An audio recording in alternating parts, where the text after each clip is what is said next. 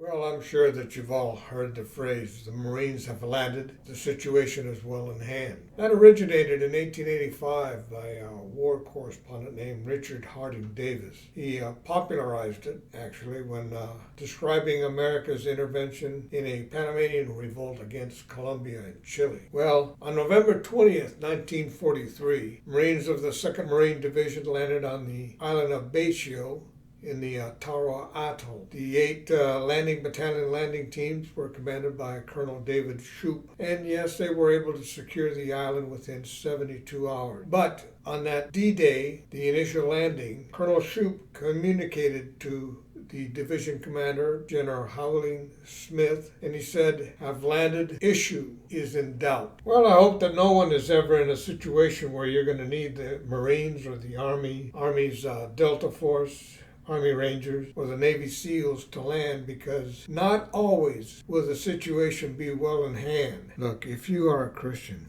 in times of trouble, you need to trust God. Now, there are many who think that if you really have faith, you're never going to have any kind of trouble. But those are those that listen to the health, wealth, and prosperity heresy. But let me tell you, Psalm 34, verse 19 tells us much differently. Many are the afflictions of the righteous, but the Lord delivers him out of them all. Jesus himself said that in this world we are going to have tribulation. John 16:33, cause of great trouble and suffering. But then he says, "Take heart, because I have overcome the world." But have faith. Trust God. He is in the believers. He is coming back for his church, and the situation is well in hand. Jesus in John 14, the first 3 verses, he tells his disciples, and he's telling us, all of his believers, "Let not your hearts be troubled. Believe in God, believe also in me. In my Father's house are many rooms. If it were not so, would have I told you